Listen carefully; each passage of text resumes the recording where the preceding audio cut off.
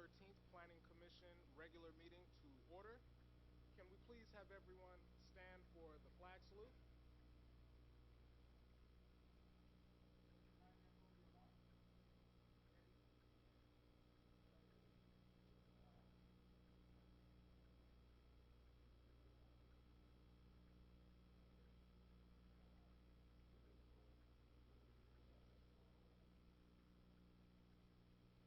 Thank you. Please be seated. Moving forward, we'll start with the roll call. Yes. Commissioner Guerrero. Commissioner Lopez. Commissioner Quill. Commissioner Liang. Vice Chair Jones. Present. Commissioner Wilbert. Here. Commissioner Chang. Okay. Chair Sanchez and Commissioner Ruiz are excused. We have quorum. Thank you. Moving forward to the administration of oath. Is there anyone in the audience tonight wishing to speak on any of the agenda items posted on the August 13th regular Planning Commission meeting? Okay, at this time we'll have you sworn in. Can we have you all stand, whoever will be speaking tonight, so we can have you sworn in by our staff?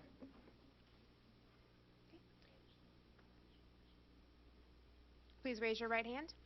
Do you solemnly affirm that the testimony you are about to give before this body will be the truth, the whole truth, and nothing but the truth? If so, please say I do. I do. Thank you. You may be seated. Thank you. Moving on, public comments. Is there anyone wishing to speak on a matter that is not listed on the agenda item tonight? I see no members of the public wishing to comment on any items not on the agenda tonight, so we will be moving forward from public comments to the consent agenda. The consent items are considered routine in nature and may be enacted in one motion. All public and non-public hearing items will be opened at one time. Any item may be discussed separately upon request of a member of the Planning Commission or a member of the public. Does the staff have any updates to the consent calendar? Yes, good evening, Chairman and Commissioners. We have two items on the consent calendar this evening. Item number 1 is the approval of the minutes for the regular meeting of July the 9th. Those are complete as presented. We also have item number 2, which is for development permit type P 1809 and variance 1903. If you recall, this was on the last Planning Commission meeting.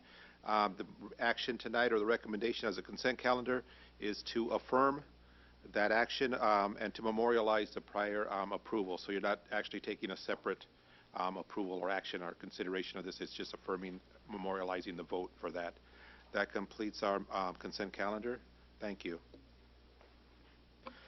Thank you. Is there anyone wishing to speak on the consent calendar items? If not, I'll entertain a motion for the consent calendar. Mr. Chair. Commissioner Lang? I was excused from the last meeting, so I won't be voting. I'll be abstaining from the vote. Thank you. Let the record reflect Commissioner Lang's abstain. If there are no further questions for the consent calendar, I'll entertain a motion.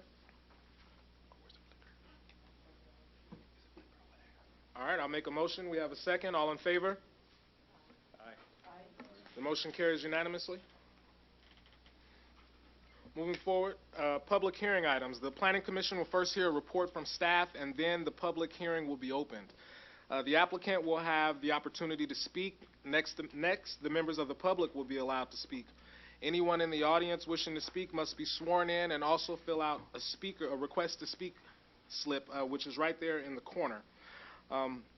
When you come up to the microphone, please spell your name and give your address for the taped record. After all have spoken, the applicant will be allowed to respond. The public hearing will be closed, and the Planning Commission will begin deliberations and make a decision. All actions except general plan amendments and amendments to the Municipal Development Code are final unless an appeal is filed and a fee is paid within 15 days to the Community Development Department. If you challenge the results of an action by the Planning Commission in court, you may be limited to only raising the issues that you or someone else raised at the Planning Commission hearing described in the agenda or in a written correspondence delivered to the Community Development Department at or prior to the public hearing. Can we please have the staff report and open up agenda item number 3, conditions 1905 and conditional use permit 16-20? Yes, Commissioners, as introduced, item number 3 is for amendment to conditions. It's 19-05. It's for previously approved conditional use permit 16-20. You may recall that in December of 2018, the Planning Commission approved the conditional use permit for the expansion of the existing Pepe's nightclub on the corner of 5th and Mount Vernon. The property is located at 1293 West 5th Street. It's located within the Paseo Las Placitas specific plan area. The request to amend the conditions are as it relates to off-site improvements. As part of the conditions of approval, we included through the Public Works Department requirements to upgrade some of the off-site sidewalk, street, and such on that corner along adjacent to the property and the use there. Since then, there's been work done on the Mount Vernon Bridge that affects the Mount Vernon side of the corner, and so the applicant has worked with the Public Works Department to identify which improvements along Mount Vernon are going to be constructed by another party, outside agency. So those were identified. As a result of that, we brought back forth to you a resolution to modify the conditions as it relates to those off-site improvements. The original resolution of approval has been attached and will remain in effect. The only thing that we are changing is that one condition as it relates to the off-site improvements on Mount Vernon. So it just kind of quickly as an aerial showing the location.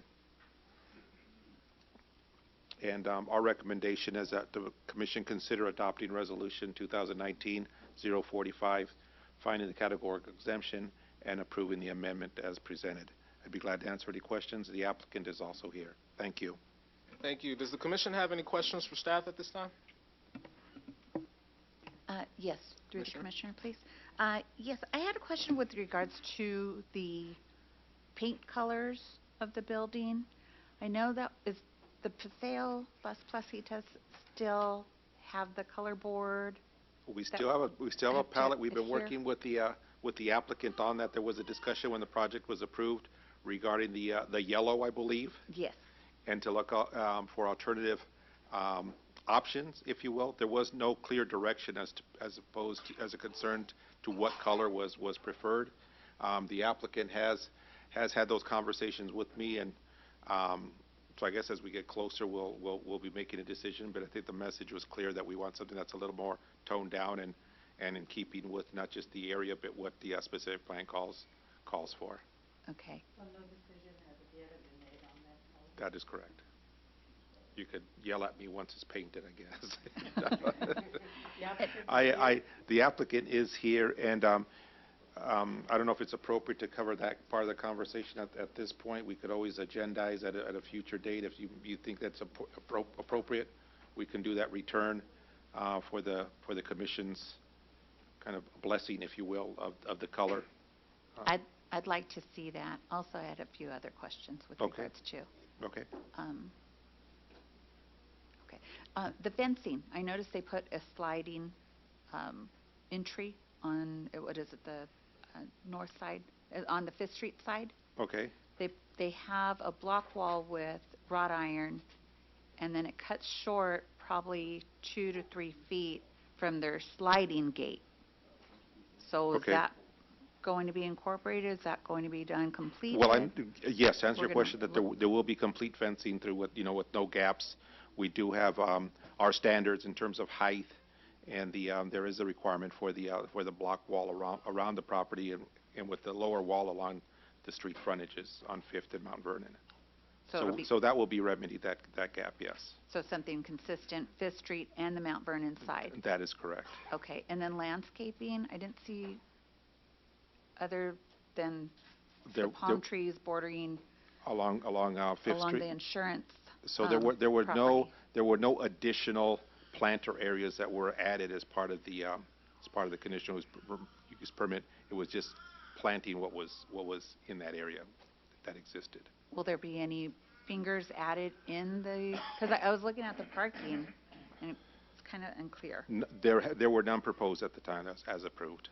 Okay, okay. And then on the,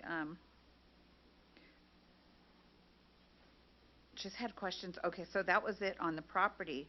But as far as the operation itself, was this like a trial run from the last, I was not here in December. So did they have a trial run? Trial run on- in terms of? on the operation itself, on the club? No, the club has been open, I don't recall, it's been a number of years. They were on the portion of the building that's right on the corner of Mount Vernon and Fifth. I haven't been around long enough. It's my understanding there was the adjacent building used to be a laundromat and something else, billiards and what have you, over the years. Those were two separate buildings constructed at two separate times. They didn't share a wall. They were actually two separate buildings. What they have done is they purchased that property, and through their proposal, they essentially merged those two buildings together. And so that was the approval. So they expanded the nightclub. It went from about 5,000 square feet to about almost 8 and change, almost 9,000 square feet. For that. That was the purpose of the CUP for the expansion. And so right now, it's just operating on the initial existing portion? Yes, that is correct. Not the expanded? That is correct. Area. Okay. So then, what are the hours of operation? I drive that area quite I believe frequently. it's a weekend only, and the applicant is in the audience if you want more questions, if you have more questions regarding that. But it's my understanding that it's Friday through Sunday, and it's evening hours, Okay. So nightclubish, I'll say. Okay.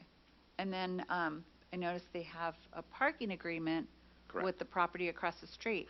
Now, is that that was formerly redevelopment property, correct? No, it's a shopping center that's just on the other side of the ARCO station. His agreement is with the private property owner. Okay. So then it's no longer redevelopment. I thought that whole where Juan Pollo is and It might have Esperanza Market- it might have been developed through the redevelopment agency, but it's privately owned now. Okay. Is there an actual agreement in place? there is. Yes, there is. Does it have hours of operation for? The parking is available usage? when the club is open. So is that like from 8 p.m. to 2 a.m., 8 p.m. I to believe their 3 hours a.m.? are 9 and change, 9 o'clock to 2 p.m., something like that? 2 a.m. 2 a.m., I'm sorry. So like a 9 to 2? Yes. Okay. And then they have, so my concern is because they are using that parking lot across the street. So they have security, right? Thinking the business does have security? I guess I'd like to call a timeout. Okay. The item that's agendized is as it relates to off-site improvements and whether or not the commission agrees to remove those conditions as it relates to the sidewalk and street that needs to be improved along Mount Vernon. This action is not reopening or adding new conditions to the existing conditional use permit. Okay, all right, thank you for the clarification. But, I mean, we can talk offline if you want, and you can, if you need to see some certain information or clarification on some items, I'd be glad to do that as well. Okay, thank you. You're welcome. Thank you. Does the commission have any further questions for staff? Commissioner Wilbert? Just wondering, could we turn that screen on over there? Oh, yeah. It's not working at the Oh. moment. Oh, so shoot. It's only this one and the larger screen. All right. At this time, we'll open public comments for agenda item number 3 if there's anyone wishing to speak. Also, I wanted to know if the conditions as far as for surveillance are still going to be within Yes. the... Okay, because I Yes, know they that are. they were pointing towards the sidewalks. Okay, perfect. Is there any members of the public wishing to speak on agenda item number 3? I see no members, so we will close public comments. Commissioner Lang? Yes, Mr. Mojica, Mhm. just for clarity, off-site improvements, as you mentioned, the topic of this discussion, what are those certain off-site improvements exactly? There was, typically, we required to the street resurfaced or reconditioned to the center line of the street. The curb and gutter that needs to be replaced that may be broken or in disrepair kind of thing, sidewalk as well. So essentially those. So because the applicant is asking to waive these requirements, are we saying in staff's opinion that they're in adequate condition, for example? No, that- I believe it's, I don't recall the agency that's working on that, but those improvements are being done by a separate party. Yeah, you mentioned an outside agency. What Correct. agency would that be? Alex, do you mind? Good evening, Commissioners. Name is Alex Kishta. I'm with Public Works Department. The improvements are done with SBCTA, and they're going to be removing the bridge, Mount Vernon Bridge, completely and replace it, which will include all the improvement needed for the 5th Street all the way to Mount Vernon. And that is part of where this property is. So all the concrete, all the asphalt will be redone by that project. That project is a city project, but SBCTA, or San Bernardino Transportation Authority, is the project managers for the city, that we give them the project to handle for us. So this improvement will be handled by the contractor that they will be hiring to replace the bridge. Very good, thank you. So is there a time frame for completion? We on just this? received bids 2 days ago. We're reviewing the bids. The bids came up higher than what expected, so we're looking at it. The expected start of the project is January 2020. So very well, these improvements could be in front of or installed before the expansion for the club. The expansion of the club is going, I believe, right now. And then, this improvement will come after. I see. After. All right. Because it's going after the expansion, would the existing conditions were safely, in terms of public safety, it's adequate? It is adequate for the time, yes. Okay, thank you. That answers my question. Thank you. Thank you. Do we have any other further questions from the commission at this time? I'd like to make a motion to approve agenda item number 3. Mr. Chair, I would ask that you close public comment. Oh, I'm sorry. I thought we did. At this time, we'll close agenda item number 3, public comments. And I would like to make a motion to approve agenda item number 3. We have a motion. We have a second. All in favor? Aye. The motion carries unanimously. Moving on, agenda item number 4. Can we please have the staff report?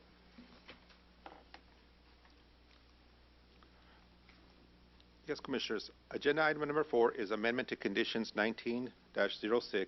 It involves the subdivision 1608 for tentative parcel map 19814 and development permit type D 1626.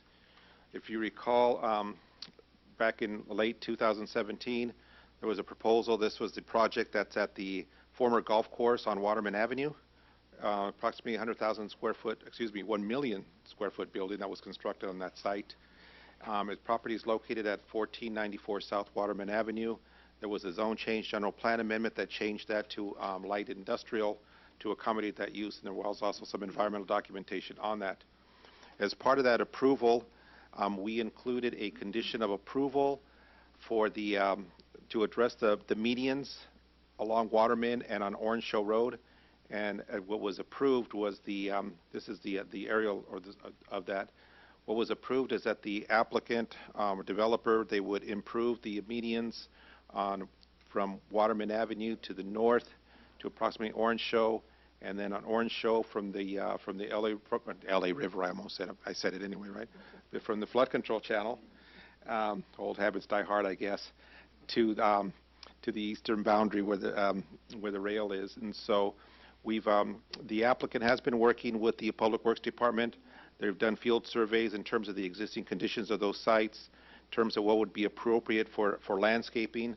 We now have, we've had for a while, drought-tolerant landscaping standards that we need to maintain for our medians.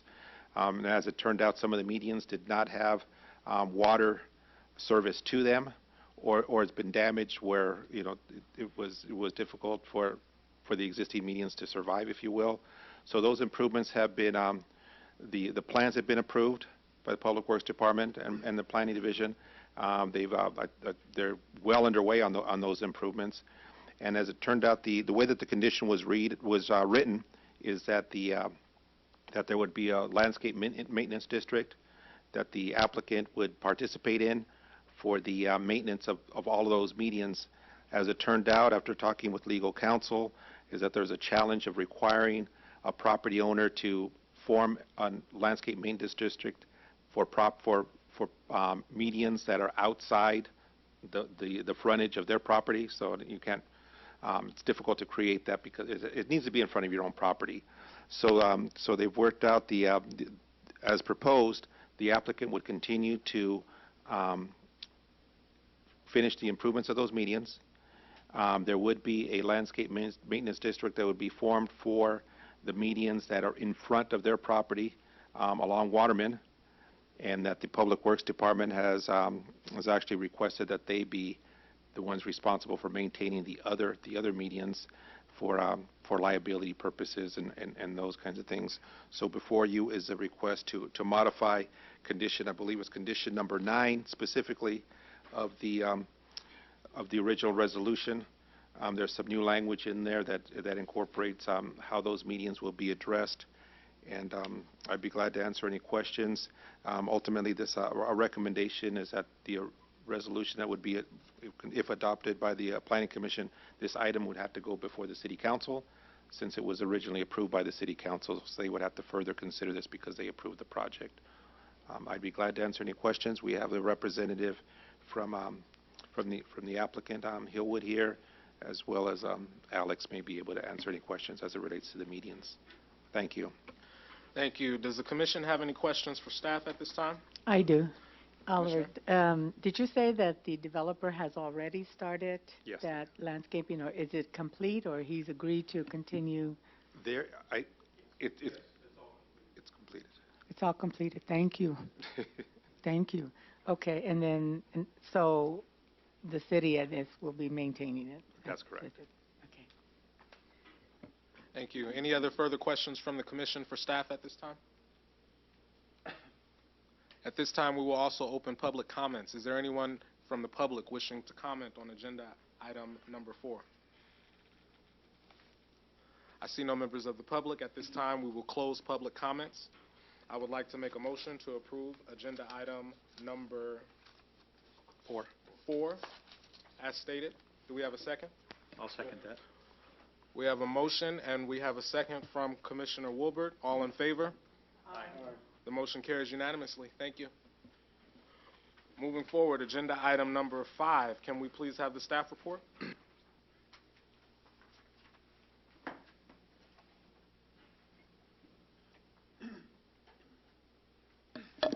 My apologies. Oh, am I on? Item number 5 is conditional use permit 18-21. This is a request to expand an existing East Valley Recycling and Transfer Materials Recovery Facility transfer station located at 1150 and 1250 South Tippecanoe Avenue within the industrial heavy IH zone. The request is specifically to increase operations that happen indoors, so there's not going to be any expansion to the buildings themselves. The request is for an increase to the permitted daily tonnage that they process from 900 tons per day to 1,500 tons per day. In addition to that, there will be an increase in the number of vehicles traveling to and from the site from 193 to 415 vehicles per day. Traffic impact analysis was done as part of the addendum for the project and found that there were no impacts or mitigation required beyond what was already existing at the site, adjacent to the site. We'll also be increasing, not increasing, but placing operations of plastic processing within the building located at 1250 South Tippecanoe. And placing a tarping station, sort of a scaffolding-like platform in between the two buildings for trucks to just pull up, and then they can, once they're already loaded, they'll pull up, they'll get tarped, and then be on the road from there. So you can see the project site is located just south of the Santa Ana River at the corner of San Bernardino Avenue and Orange Show Road. These are views from the site looking north from Orange Show Road and looking west from Tippecanoe Avenue. There's no change to the site plan other than the minor tarping station, which will be located approximately adjacent to the building 1150. Our recommendation today is for the Planning Commission to adopt Resolution 2019-046, adopting the addendum. This is the third addendum to the mitigated negative declaration that was originally adopted for the development of the site in 2005, and approving conditional use permit 18-21 based on the findings of fact and subject to the recommended conditions of approval. I can take any questions that you have. Thank you. Does the commission have any questions for staff at this time?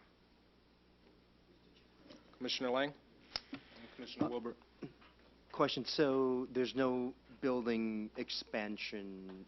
How does tenant improvements accommodate the additional increases? I can have the project applicant come up and speak, but I believe that the buildings themselves are already large enough to handle that amount of tonnage, and I don't believe that we're doing any tenant improvements as part of the project. Great. If we could, would it be possible to get clarification on that in terms of accommodating the additional, I believe you're asking from 900 to 1,500, so that's a more than 50% increase. At this time, we're going to go ahead and open up public comments for agenda item number 5. Our first speaker is Gary. Good evening, sir. Can you please state your name and address for the taped record? Good evening. My name is Gary Kuntz. I'm Facility Project Manager for Burtec Waste Industries, 9890 Cherry Avenue in Fontana. The facility itself is more than adequate to process material. It's a matter of the efficiency of how you move it through the system.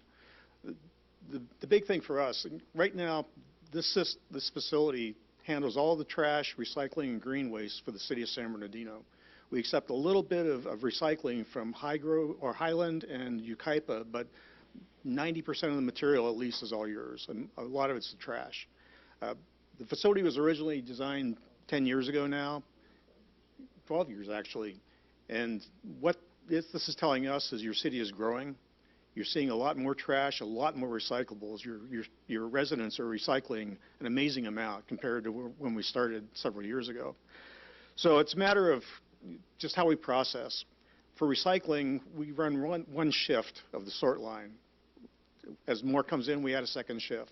We can add more shifts on weekends. There's a lot of ways to move more material using the existing equipment. The tarping station is critical to us in terms of moving the trash and the green waste. Because right now we've got one loadout bay in the transfer station. We top load the trucks. We have to tarp them, clean them off and all that inside the bay, so we cannot bring another truck in. By having the tarping station, once the truck is full, we immediately move it out, put another one in, so we've upgraded that. Another issue is that you've got the landfills. One of the landfills we use is the El Sobrante landfill over in Corona. They're open 24 hours, 7 days a week. So if we need to move trash in the middle of the night, we can do it. One of the issues we're dealing with now is we've exceeded our capacity. Right now we have a permitted capacity of 900 tons. We're typically exceeding it by 80 to 100 tons a day, which means that trash has to go to one of the landfills. That's a very inefficient way to do it. So we're looking at 1,500 tons going from 900. We're not going to be at 1,500 tons for many, many years. But as the city grows, there's going to be more materials. As we come up with better ways to recycle, there'll be more, things we're doing with the stuff. So you're really dealing with addressing the impact right now, which is our 80 to 100 tons. So as soon as this thing's approved and we get all of our other permits in place, we'll be operating at 950,000 tons a day. Another thing with trash is it's unpredictable. It changes daily and seasonal. Right now we're getting a lot of green waste in because it's summer. We get a lot of grass. Then you got the holiday season. Around Christmas, New Year's, Thanksgiving, we get inundated with packaging, food waste, everything for the holiday season. So it's a spike. Most of the year it's even, and all of a sudden you'll see this high spike around the holidays and it drops down. Then you've got, Memorial Day, Labor Day, all these other holidays where people party and do things, and it just goes up and down. If we hit right now 901 tons per day, we get cited by the local enforcement agency because we've exceeded our tonnage. So we always permit these things for a lot more than we need just to hit those spikes. Thank you. And I appreciate the contributions that your organization is making to the community. By you coming and asking for this increase in tonnage is a clear indication that San Bernardino is growing. So that is one thing that I wanted to highlight and I think is a good thing. Do we have any other further questions from the commission for Gary? Yes, through the chair.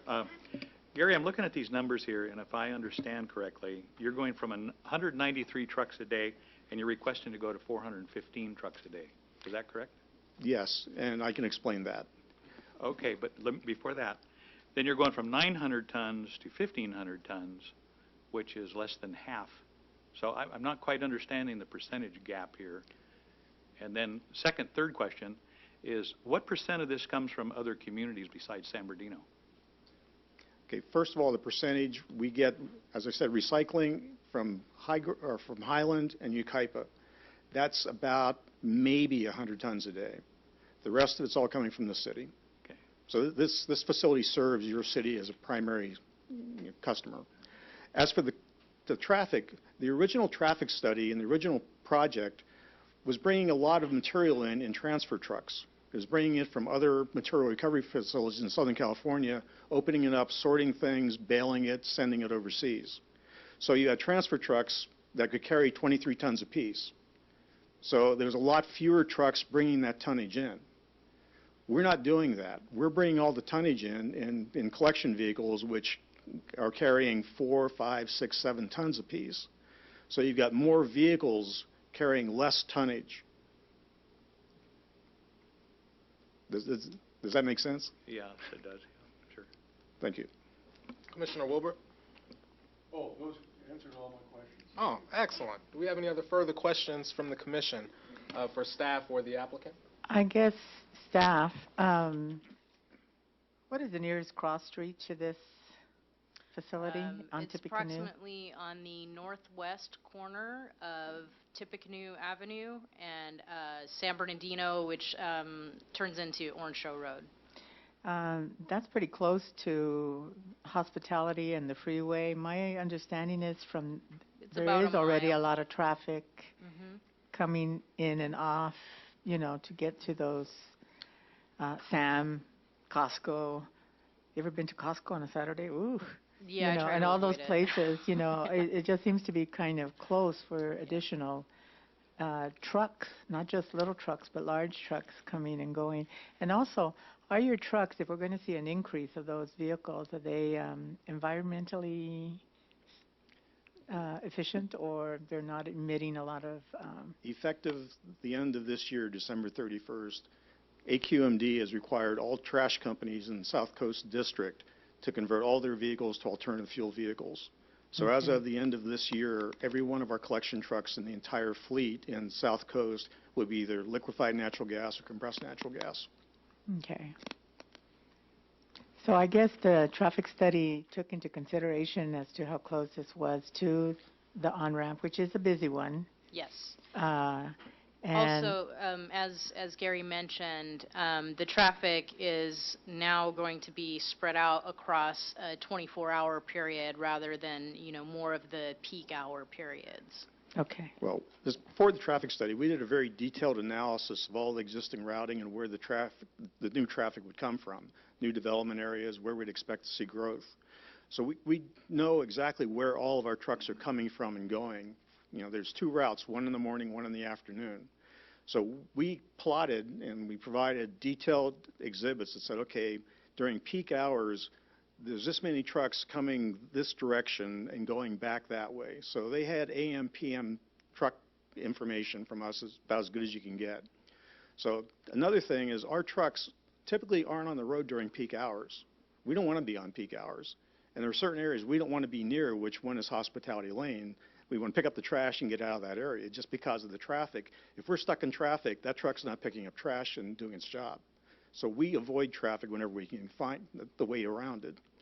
So typically our trucks, the commercial trucks start going out around 5 o'clock in the morning, and the residential trucks 5:36. Their first morning route's usually done between 9:30 and 10. So they're coming to the site mid-morning. That's an off-peak. Then they leave, they pick up their second route, and they're usually back between 2:30 and 4. So almost all of our trucks are off the road during the evening peak and the morning peak. The other nice thing for us is we have our Mill Street yard that we built 2 years ago. It's, 2 miles away, so we just turn left, go up to Mill Street, and we're home. So the empty trucks are gone. Perfect. Thank you. Thank you. Appreciate it. At this time, we'll go ahead and close public comments for agenda item number 5. I'll entertain a motion. We have a motion. Do we have a second? All in favor? Aye. The motion carries unanimously. Moving on, agenda item number 6. Can we please have the staff report?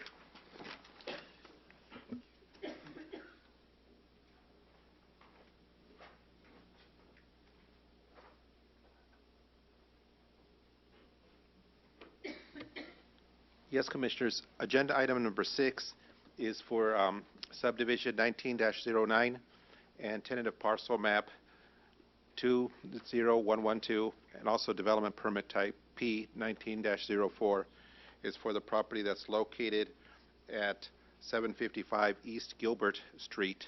We have an application that's in. What we'd like to do is we would like to re-advertise this item. It's a county facility that we'd like to better clarify the public hearing notice, and so we'd like to request a continuance of this item to the next meeting of September the 10th. I think we need to open the public hearing in case anyone is here, and then At this time, we'll open agenda item number 6, public comments. Are there any members of the public wishing to comment on agenda item number 6? I see no members of the public. We will close public comments for agenda item number 6, and I would like to make a motion to continue and renotice the public hearing for subdivision 19-09 and development type P 19-04 to the next regular scheduled meeting for September 10th, 2019. Do we have a second? I'll second it. All in favor? The motion carries unanimously. Agenda item number 7. Can we please have the staff report? of course, Commissioners. Item number 7 is extension of time 1908.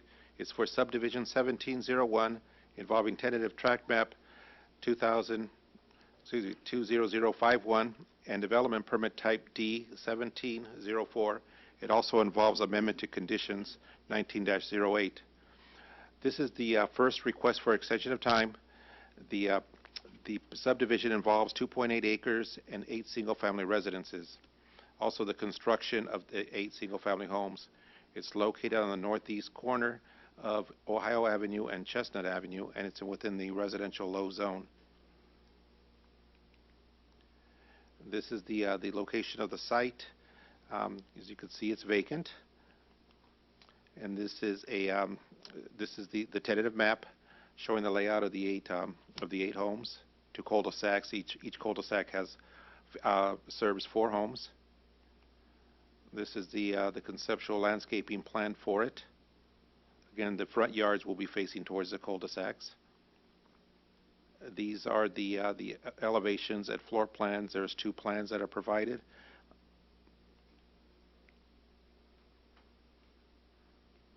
And this application also involves the amendment to conditions, as with our other maps, converting our landscape maintenance districts to community facilities districts. We'd also like to point out that the applicant has requested a 3-year extension of time for this project. As you know, and kind of based on some of the comments of the Commission, we're recommending a 1-year extension of time. The applicant is here. If you'd like to ask him any questions as it relates to the additional time that would be requested from you, I would be glad to answer any questions. Thank you. Thank you for the report. Are there any questions from the Commission at this time for staff? Commissioner Lang. Clarification, Mr. Mojica. So the applicant is asking for the maximum number of extensions allowed per code for a total up to 36 months? That's correct. Okay, thank you. You're welcome. At this time, we'll go ahead and open public comments for agenda item number 7. Is there anyone wishing to speak on agenda item number 7? If so, we'll have you come up and say your name and address for the taped record. Have you been sworn in, sir? I have, sir. Excellent. Thank you for being here. And thank you for having us. My name is John Plount. My son Chris and I represent the ownership of the property that you're evaluating tonight, and we are certainly enthusiastic about the hopeful approval of your commission with regard to our application. The only issue that we have is the request for a 3-year extension in light of the fact that our business is a small real estate development company. We operate strictly on private funds that are limited. We're engaged in 2 other projects at this time. We anticipate being completed with those projects before the end of the year and moving forward with what you are presented with tonight. We don't know the future, and that's why I'm standing in front of you right now, because we had thought when we began this process we would be well under construction, if not built out by this moment in time, but unfortunately markets don't necessarily address your needs on the timely basis that you'd like. So my son and I are here requesting the allowable extension of time that's provided for in the Subdivision Map Act, and the whole purpose is because we don't really know what 6 months from now will produce, and we would not like to have to come in front of you again and request an additional year or 2 years. Our understanding of the MAP app allows for this request. We're doing so, and we would hope that you would embrace it and allow us the opportunity to proceed with this project as the future allows us to proceed with the project. Thank you. One Would you be last okay thing. with a 2-year extension? Pardon me, sir? Would you be okay with the 2-year extension? We're going to be okay with whatever the commission deems appropriate for the city of Upland. As was previously discussed here, the city is growing and in a very positive way. We, as I said, we're small, and we make our investments based on a lot of research that we do in connection with the quality of the project that we're presenting and the community in which we're making our investment. This is a fine place to do business. It really is. And we're excited that we are in a position to do so, and we would hope that the commission would recognize our circumstance and others, that we can't foretell the future. We're hoping not to be here next year. We're hoping to be under construction and actually built some of these homes by this time next year. But we can't foresee the future, nor can anyone here, and we were just hoping that you would embrace our request as provided for, as again I say, under the Subdivision Map Act, for a 1-year extension. And that's pretty much what I would like to request of the body. I would assume that many of you, or at least the staff, has reviewed our request for justification. We have not addressed this subject. We're deeply involved with engineers and designers with regard to all the infrastructure associated with this. You'll understand we're going to be improving Ohio Street with relocation of a storm drain system, bringing sewers, water, underground utilities to these new lots. And that requires a lot of coordination between engineers and public utilities, and that is all underway. And we may have to have some minor adjustments to the elevations. We're not going to change anything cosmetically, but it's the orientation of some of the lots may have to have some adjustments to them to accommodate the grading. But we're very much excited about the project. As a bit of background and further information, we also are the owners of 5 acres of property down the street on Magnolia, which we intend to present to the commission hopefully next year with another subdivision of that property, which is adjacent to the very successful project that the Beazer Company is winding up with. So we're invested in your community. We want to be here for the long term, and we'd appreciate your consideration in connection with our application for a 3-year extension of time. Thank you. Real quick, I have a question for staff.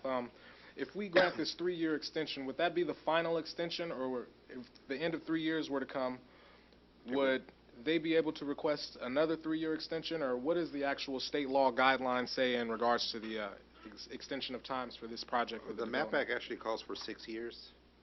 Okay. And so they would be able to come back after 3 years. Okay. How does the commission feel about a 3-year extension? Commissioner Lang? Yes. So, besides the fact on, the critical market conditions, the unknown factors, what plans, construction documents are you ready to proceed in terms of construction documents, the building plans? Yes.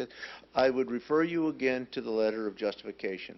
It lists 16, 17 items that specific to your question that are underway at this time. When the document was written, we were waiting for Edison to provide us the specific plans for their facilities on Ohio, because we've got to intercept them and bring them into the project. We have now received those, but I don't want to waste the commission's time going over each one of these items, but if you look at the letter that we've submitted to the city, there's all of the engineering plans, street, water, sewer plans, grading, utilities are in process as I speak to you now, and it is anticipated by the end of the year we would be in a position to submit all of those plans in furtherance of the recordation of the tract map, which is contingent upon those plans being approved. So hopefully I'm responsive to your question, sir, but this is something that we're very eagerly invested in, and hopefully you'll approve us. Thank you. Commissioner? Oliver, there's a second part to the recommendation, which is to amend the conditions of approval by eliminating the landscape maintenance district. That is correct. Could you clarify or explain that to me? So the city is changed from the landscape maintenance because that was specifically for just landscaping only. Mm-hmm. We're switching to community facilities district because it also incorporates maintenance of the streets, sidewalks, lights, some of the other things that are adjacent to the property. So that's why when we're coming back with these extensions, we're making that switch so that the city can maintain other items than just the landscaping itself. Okay, so that would fall on the city's responsibility. That is to correct. maintain. Okay. What is the approximate square footage of the houses and approximate price range? They are 2,800 square feet. I think the other's approximately 3,000 square feet. I'd encourage you, please, to look at the floor plans and the elevations. They're very desirable homes in the community, and we anticipate a price range somewhere around $450 to $550 when the homes are completed. Is this common area, or is it for this price range in that area? Is that pretty average? Yes, sir, that's my understanding, and we've studied it. I believe Beazer's project, which is most comparative to what we're doing, is somewhat higher than that as far as their final sales prices were concerned. This is a standard subdivision. It's not a de minimis PUD or any common area project. It's very standard and very desirable and very unique. Like I said, we're excited about it because it's unlike these crowded developments that you're seeing elsewhere in other communities. This gives the family a space, as others homes in the community have been designed, and beautiful vistas. I have not been, I've lived all my life, 73 years in Southern California, and I haven't found a better place to invest my money. And that's a fact. What And about this square- guy right here will tell you, he knows, Alex knows me well, he'll tell you that I've had other investments throughout the community, we have, I should say, my son and I, throughout the foothill communities of this area. So we're pretty excited about the long term. What about square footage of the lots? Outstanding, 12,000 square feet minimum. Well, that's good. So they're beautiful, beautiful lots, and availing people space for children and landscape. It's, I don't want to be too, how do you say, Good marketing. promoting somebody, but Chantel over there was involved in this, as well as a number of other people, Gary Akers, in its design. We think we've got a superior product. Sounds good. It is good. I just need a little time to do it. As I mentioned my age, the main reason I'm here is because I need a little time. We operate on private resources. We don't rely on banks. That, in my history, has not proven to be the best way to do this type of speculative investment. So, with your understanding, we are winding up, as I say, 2 projects in Upland, where we're at, and anticipate immediate progress onto this development shortly after the first of the year. I think before we consider a 2-year, I'd like to hear what the staff has to say, because they recommended a 1-year extension. What do you think, Oliver, or our city attorney? Our recommendation has been, well, in the past, we've done year-by-year extensions. And I know that there have been an incident or two where someone has requested a 2-year extension. And I know there's been some comments by the commissioners in the past as to, especially some of the older tracks that were approved, like in 2007, 2008, and some of the comments have been, well, you've been asking for extensions for the last 10 years, through the automatic extensions through the state and what have you. And so times have changed in some of those particular maps, where they're, many of them 10+ years in age, with the continued extensions. We would support the extra time, given the fact that this is a relatively new map that's been approved. It addresses a lot of the what I'll call the current standards as it relates to how we look at subdivisions and lot sizes, configurations, and what they're putting on the property as a product. So I think that we would support something like that. I was frankly being sensitive to the previous comments of the Planning Commission as it relates to a better evaluation or closer look to providing extensions beyond 1 year. Some may warrant it, some may not, depending on the circumstance. If you were to ask me directly, I would say that this may be one that may warrant beyond the 1-2 year extension. What are the pros and cons then of a 1 year and a 2 year? Other than time, what do we? I'm trying to figure out the pros and cons. He can come to us next year, and we can approve another year or 2 years. What are the? I guess why shouldn't we or should we? I think that, as I think out loud here, what's going to change in the next year for the physical character of the area, or is there anything that's going to change in 1 year that's going to make this map or this subdivision incompatible with the neighborhood? It's a single-family residential neighborhood. It's always going to be that, and this plan fits that consistency, not just in the zoning ordinance, but as what the general plan calls for. It coming back, I hate to use the term, but it would be a routine item. As you see these maps almost every agenda. There's an extension of time that's requested, and it's I don't like to use the term matter of formality, but sometimes it is. It's only on rare occasion that an extension is not granted. I'm not sure if there's a downside other than the few $1,000s that we don't collect for the application fee, and our time to process it. But when we receive an extension of time, we really don't change anything to the conditions of approval. We are very limited from a legal standpoint as being restricted from being able to open up a map and look at it from a fresh perspective and say, you know what?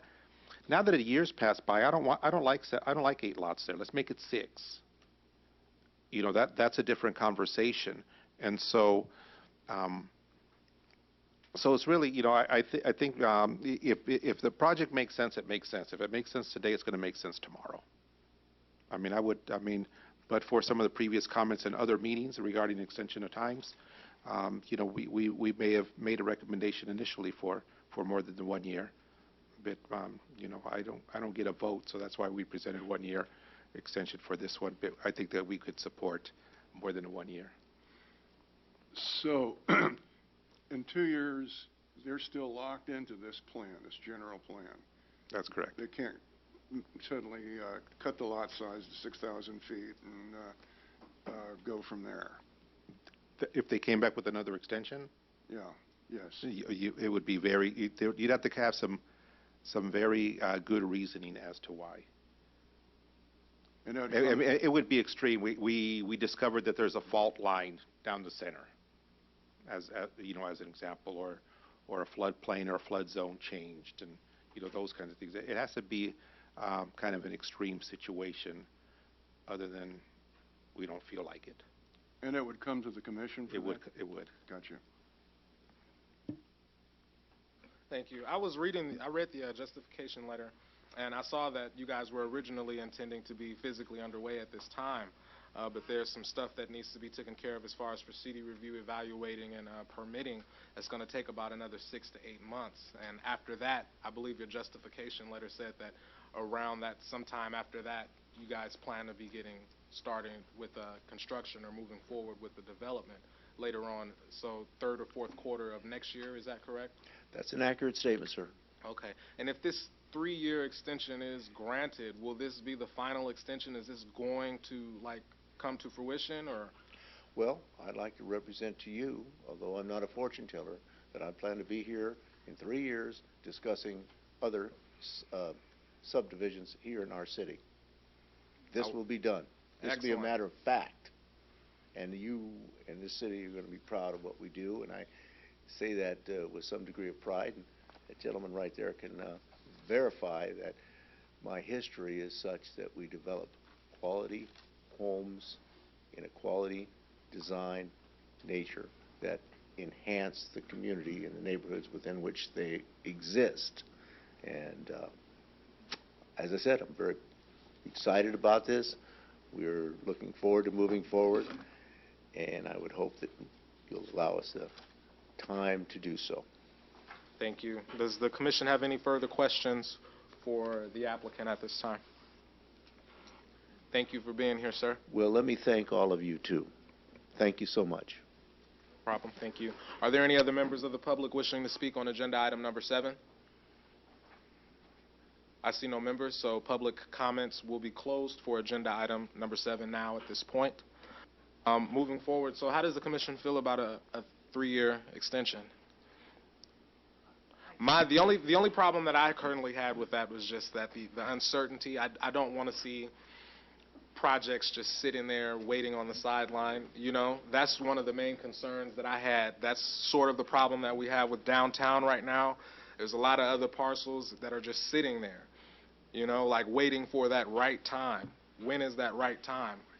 I understand no one has a magic wand or a crystal ball or anything, but that's just one of the concerns that I wanted to emphasize and highlight moving forward. The applicant did say that this would most likely be the final extension, and they plan to break ground next year if everything goes on track as proposed. So would you guys feel comfortable with that moving forward, doing a 36-month extension? Well, I heard us talk about 2 years, and then I heard us talk about 3 years.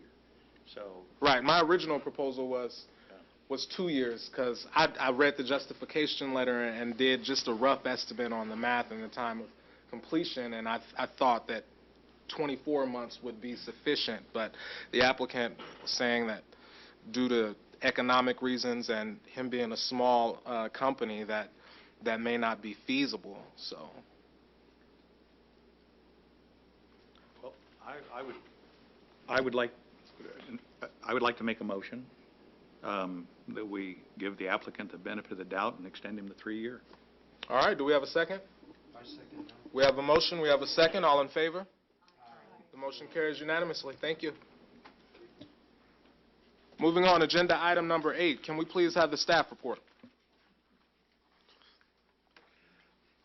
Yes, Commissioners. Item number 8 is extension of time 1909.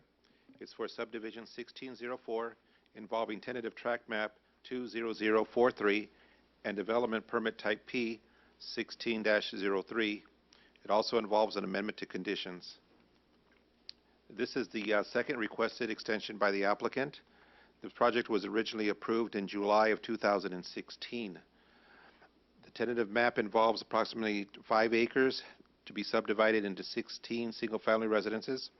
It also involves the construction of the 16 homes. The property is located at 2935 West Belmont Avenue within the residential low zone. As shown on the aerial, it's a vacant lot surrounded by single-family residences.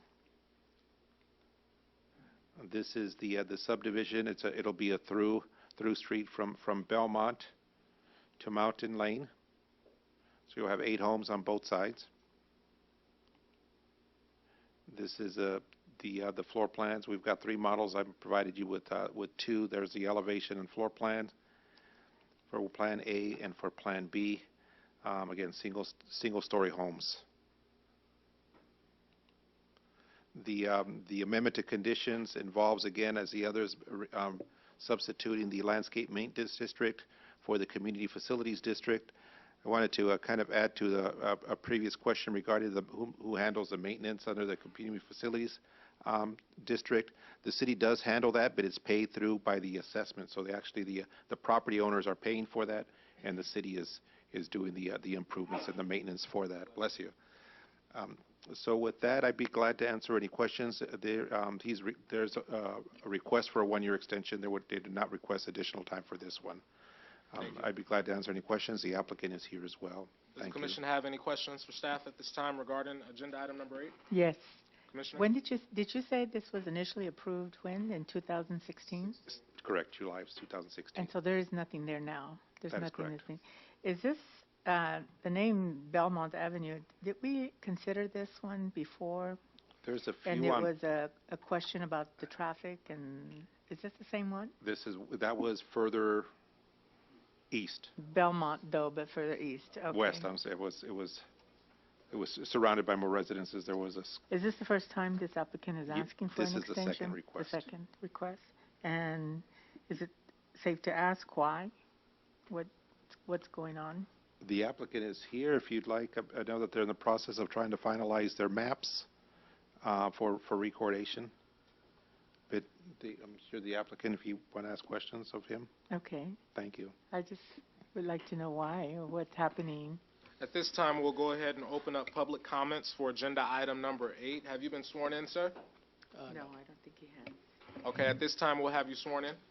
Please raise your right hand. Do you solemnly affirm that the testimony you are about to give before this body will be the truth, the whole truth, and nothing but the truth? If so, please say I do. Yes. Thank you. Can you please state your name and address for the taped record, sir? Yes, I am Suresh Dudaya, the civil engineer from ST Engineering and Associates at 242 East Airport Drive in San Bernardino. I'm representing the applicant who is Mr. Sharif Awad from MR Enterprises. He couldn't not be here this evening, and the reason for the 1-year extension is the previous applicant, when we first initiated the project, he did not complete the project. He was not able to close escrow. So MR Enterprises made contact with the church, who is the property owner, and he has stepped in. And the tentative map, all the conditions of approval has been in place. All the plans have been prepared and has been submitted for first plan check. and we have gone through the first plan check. The applicant, MR Enterprises, who is stepping in, is proposing 3 floor plans, one of which is a single story and two stories with 3 floor plans and 3 elevations. The lot sizes are 10,800 square feet, minimum lot size, and exceeds that on the corner lots. And the sales price is mid 400 to high $400,000. MR Enterprises has been building successfully in cities of Fontana, Rialto, city of Rancho Cucamonga, and Paris. And I'm helping them in all their other projects, and I was able to talk to him and bring him to City of San Bernardino. I personally like this project. It's just one through extension of a dead-end street and connected to Belmont. And as I said, all the plans have been approved. We need to submit the new floor plans or the building architectural plans for plan check, and we are well on our way to get the map recorded. And I'm only requesting for 1-year extension of time. Thank you, Mr. Dodaya. So the new developer that is currently overseeing this project now, so are they pretty motivated to get started? Or what's the current time frame that you guys have for the development of this project? The expectation is that he will be able to get the map recorded by December of this year and start construction immediately thereafter. Excellent. Does the commission have any further questions for Mr. Dodaya? I see no further questions, and thank you for your contributions to the city. We greatly appreciate it. Thank you. Thank you. Are there any other members of the public wishing to speak on agenda item number 8? I see no members, so we will close public hearing for agenda item number 8, and I'll make a motion to approve agenda item number 8. Do we have a second? Second. All in favor? Aye. All opposed? The motion carries unanimously. Congratulations. Moving on to agenda item number 9. Can we please have the staff report? Mr. Chairman, I will have to abstain from item number 9 as I have a contract to do some work on that project. Thank you. Let the record reflect Commissioner Quell is abstaining.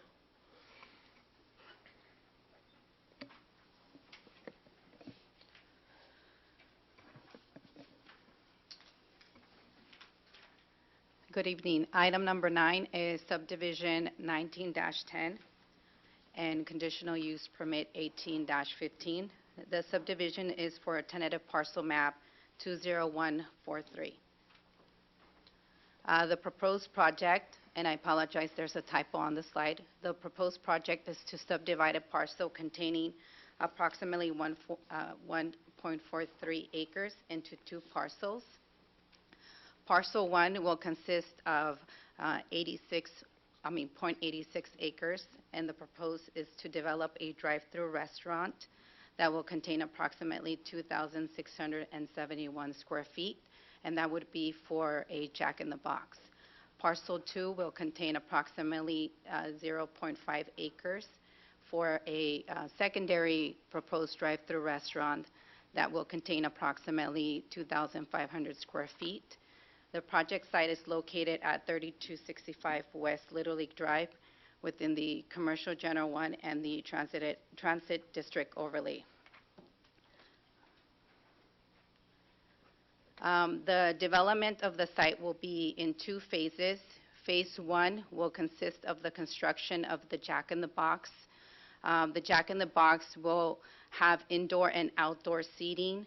The property is located within the Transit Overlay District, which requires there to be a build-to line of minimum 0, maximum 25 feet from the property line. So the Jack in the Box has been pushed forward to be able to meet that requirement, and they will be operating with 24 hours, 7 days a week. Additionally, with the outdoor seating, it's going to be a lot closer to the property parcel line, so that way individuals are able to walk and congregate at the Jack in the Box location. Phase 2 will consist of a future drive-through restaurant. The development of that pad would be approximately 18 months from the date of the final construction of the Jack in the Box, and that one is also proposing to have indoor and outdoor seating. This is the location of where the project site will be at.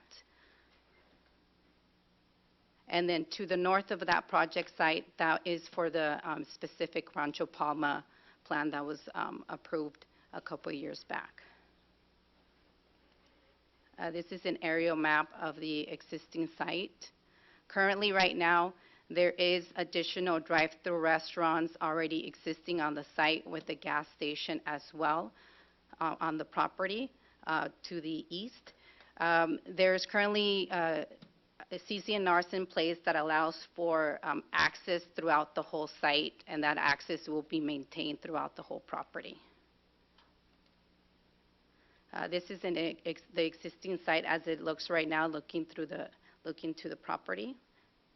The restaurant that's located immediately, I would say, to the east of that is the Albert Tacos. This is looking north onto a vacant field. That's where the future Rancho Palma development will be going into. And that's going to be consisting of some residential with also commercial development. This is looking east onto the other developments within that center that are currently existing there. This is looking west onto the project site. Again, as I mentioned before, this is where the Rancho specific plan, the development will be going into. This is the proposed for the development of the site. Currently, right now, the proposed future drive-through restaurant is a setback approximately 25 and a half feet from the property line. The reason for that is so that they are able to maintain accessibility for the existing Albert Tacos throughout the site. This is a proposed floor plan for the Jack in the Box. And these are the proposed elevations. As you can see, it's more of a contemporary look. A lot of their Jack in the Boxes are doing a lot of architectural renovations to modernize the facilities. And then these are the future drive-through. These are just conceptual future tenants, how they're going to look. They're going to have similar architectural features as the rest of the site within there as well, with some contemporary tones. And this is the proposed landscaping for the site, and it's going to have sufficient landscaping that will cover the frontage there on West Little League Drive. And also, they're going to have their patio area here, which is going to be serving the community and the residents of that area. Our recommendation is for the Planning Commission to adopt resolution number 2019-053, finding the categorical exemption and approving subdivision 19-10 for tentative parcel map 20143 and conditional use permit 18-15 based on the findings of fact and subject to the recommended conditions of approval. And before I answer any questions, I do want to add to the record that there is a typo on one of the conditions. That's going to be condition 24B for a public works condition. It notated Tippecanoe Avenue, which is not the street that the property is on. It's actually Little League Drive. So I just wanted to make that correction. And if you have any questions, the applicant's here, and I'm here as well to answer any of your questions. Thank you. At this time, we'll open up public comments for agenda item number 9. We have a letter from Hank Mitchell that is being requested to being read into the record for this agenda item. It states, Hank Mitchell from Belmont Avenue, from Bergamont's neighborhood area in San Bernardino. Number 1, welcome to the neighborhood. Number 2, please be advised that the top section of the S-curve gets compromised during heavy rains.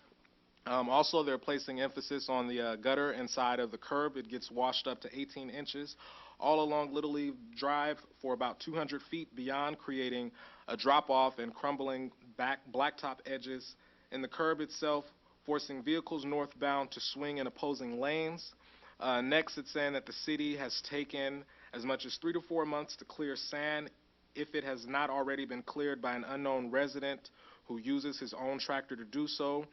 Point D says the city has taken as long as 8 to 10 more months to fill in the ditch on the inside curb and beyond along Little League Drive on the northbound side and repair the blacktop, forcing vehicles for that length of time to use part of the opposing southbound lane on that curb to go northbound.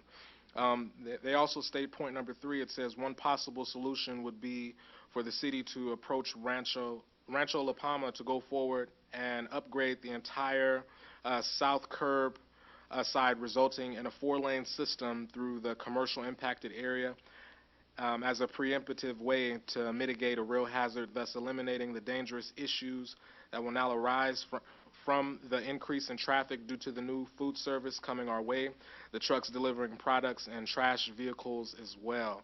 The 4th and last point it says is thank you for reading this into the record again to the applicant, especially if it is Jack in the Box. Welcome to our neighborhood.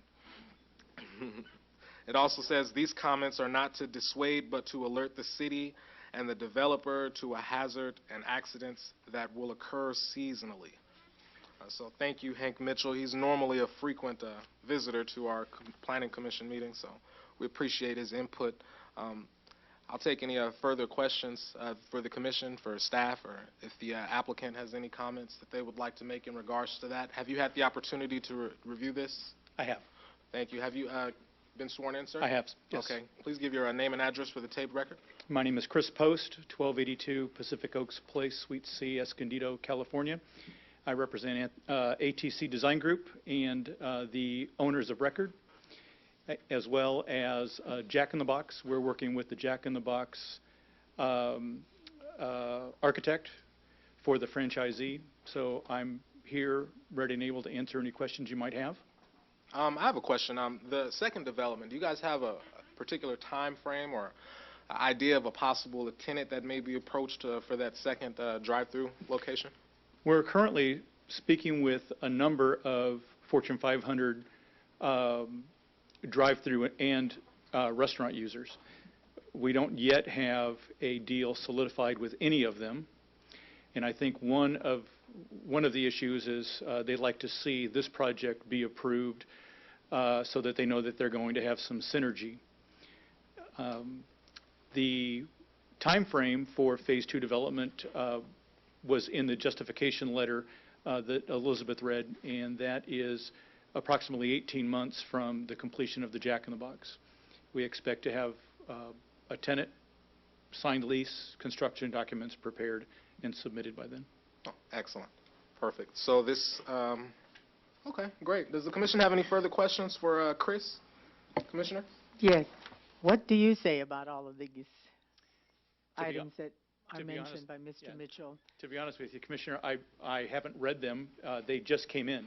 Oh, Elizabeth alerted me to them when I walked in, so I haven't seen them. My understanding is that those are issues that the writer is not suggesting be put on the developer, but merely he's pointing out issues with the city as to maintenance issues that would be the responsibility of the city. I see. Thank you. Then what does the city say, Oliver? It's been a little while since I drove that way, but before there was the gas station, before there was any of that development there, it was Little League Drive, and it was a narrow street, and as you come off Palm and you make a left, it does curve, and I think it's just one lane going and one lane coming back. I mean, there is no other. For me, the end of the street was Little League, the Little League facility. So what does the city say about all this? So as we, some of these areas, we reach points where there's development, where it meets undeveloped areas, where you have a fully developed street and you have a substandard or a narrower street, and maybe some areas that we're seeing transitions, especially a lot of these track maps that come in where you'll see there isn't curb and gutter, and these new projects put the curb and gutter in. So there are those times where there's a meeting point. This appears to be one of those situations. I will add, as you So you notice on the, I noted on the application that there was, the original project was for the Jack in the Box restaurant. And when it originally came in, that what was proposed. Because of the curvature of the street and some of the other issues along that street, we gently encouraged, I'll say, the applicant to examine what else would you put there? You know, we don't want to come to the commission and say we're only going to develop half the site and leave the other half empty, and we get into issues where we could only condition curb and gutter on the Jack in the Box, in front of the Jack in the Box, but what do we do for the other part of the parcel? So there were a lot of things in play there, and so that's so kind of a long about way of answering your question. I think in time, as development occurs in that area, some of those items will be remedied. The Rancho Palma project that's across the street that has the residences and the commercial center that's on the end, that'll fix a lot of the things on the north or west side, whatever that direction is along Little League Drive. So I think that in time those things will be remedied. So it'll happen in time, I'm sure. And so do some of those conditions exist out there? I can't speak for certain because I don't live in that area. But you know, there are items that are pointed up, and you know, again, we're still supportive of the project.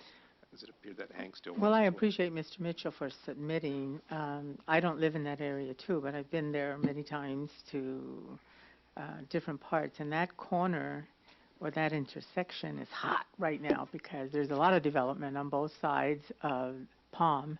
And that's the first time I've seen the development going so close to that curve. And I hadn't noticed that there was any widening of the street because it's all cars. Everyone is drive-through, gas station, and so forth and so forth. So those are good recommendations to take into consideration. Okay. Commissioner, I might add that our project, we're being conditioned to address our frontage. Mm-hmm. So, again, I haven't read the letter, but any of those issues that appear on our frontage will be taken care of with our project. In addition, there's another member of the public that would like to speak and to address your question. I need to be sworn in. Do you solemnly affirm that the testimony you are about to give before this body will be the truth, the whole truth, and nothing but the truth? If so, please say I do. I do. Thank you. My name is James Penman, 221 East Marshall Boulevard, San Bernardino. I'm an attorney representing the developer in this particular project. My good friend Hank Mitchell and I have had a lot of conversations when I was city attorney about that particular intersection and other projects there. We tried to work with them. I think his concerns are good, and I think it's good that he's brought them to the Planning Commission. I don't think this particular development is the one that's going to make the particular difference. I think the city is going to address those, but I think they're going to be addressed as development continues to occur in that area and in the area of Palm and Little League Drive. There's really nothing for this developer to do that he's not already willing and prepared to do, and we're going to take care of the frontage as the architect has indicated on that particular property. Thank you. Thank you, Mr. Penman. Does the commission have any further questions for the applicant or staff at this time? Commissioner Lang?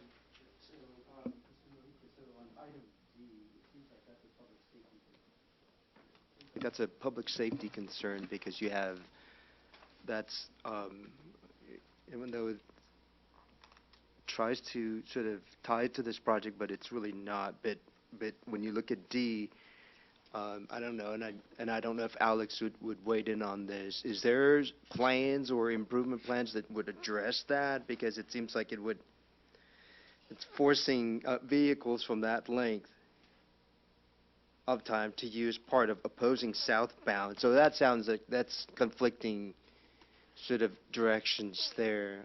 So that's being brought to the public's attention. I think we need to look at that so that we can address the public safety concern.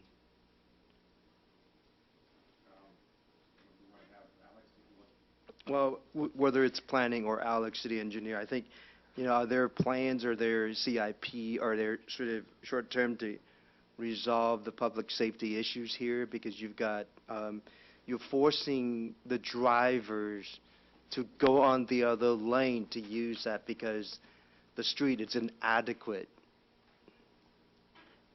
I don't know if you had a chance to look at item D from Mr. No, Mitchell. No, Thank I you. haven't.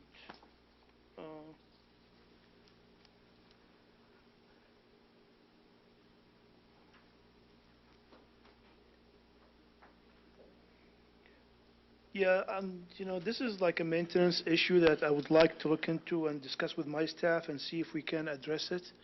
But I'm not, and, I'm not recalling that we have any request to fill any ditch in that area at that time. But Is- then now I know about it, let me discuss that with staff and see what is actually the issue is and why it's not been filled out. It could be because of area, it could be a private area, privately owned, we cannot touch it. So we need to look into it and see what is that. That's a all great about. idea. Yeah. Thank you. Would it be possible to get some sort of feedback by the next planning commission? Oh, yeah, so we'll do. September 10th, for Not a example? problem. We'll do. Thank you. Mhm. Thank you, and thank you, sir. Thank We'll you. go ahead and close public comments. I'll go ahead and make a motion to approve agenda item number 9. Do we have a second? Second. We have a second from Commissioner Commissioner Lang. Commissioner Lang. Oh, All in favor? Aye. The motion carries unanimously. Thank you. Welcome to the neighborhood, as Welcome to the Mr. Mitchell neighborhood, says. as Hank Welcome. Mitchell says. Agenda item number 10, we'll go ahead and open that. Can we please have the staff report for the Development Code Amendment 19-02 for accessory dwelling units? Okay, thank you, Chair. For item number 10 tonight, we're actually not going to be doing a staff report. Subsequent to the distribution of the staff report and the resolution with the recommended code amendment, we have been working with the legal department, and there are some last-minute clarifications that we do want to make to some of the standards. As we've worked to interpret the language that the state put in place, there's a lot of gray area that they didn't really spell out clearly, so we do want to make sure we get that squared away before we present that to you. What we do have for this evening, you do have the information, and it is substantially similar, with the exception of one change to what was provided and gone over at the last meeting. So we would welcome any comments if any of the commissioners have anything or questions that we can answer about it. So this is basically from, I believe we talked about this at the prior meeting about the accessory dwelling units and how under this new proposal it needs to be owner occupied, I believe. That is one item that we're recommending. Okay. That's an option that the state gives the cities Okay. or the local jurisdictions. We're exercising that option under this? We are proposing that, yes. Okay. Does the commission have any further questions in regards to agenda item number 10? Let's also open public comments for agenda item number 10. Are there any members of the public wishing to speak on agenda item number 10 at this time? I see no members of the public wishing to speak or comment on agenda item number 10, so we'll go ahead and close public comment. The commission doesn't have any other further questions for staff in regards to the Development Code Amendment 19-02. I'll entertain a motion to Yes, continue Yes, we are recommending to continue to the next to meeting the for September 10th. September 10th regular planning commission meeting. That is correct. We have a motion. Well, I had a question. Oh, my apologies, Commissioner Wilbur. There's like I said before, there's a lot of meat in this thing, a tremendous amount. Are you going to address the junior? At this time, we are not. I know that is an option that was in one of the original bills the state passed. That's not something that we're necessarily including in our ordinance. We're just that's something where we could, if we so chose, to create some different standards for the junior units. Those would be smaller accessory units, but it's not something that is required, and we've chosen or elected to not include it. So if we don't include that, can these junior units be built under state code?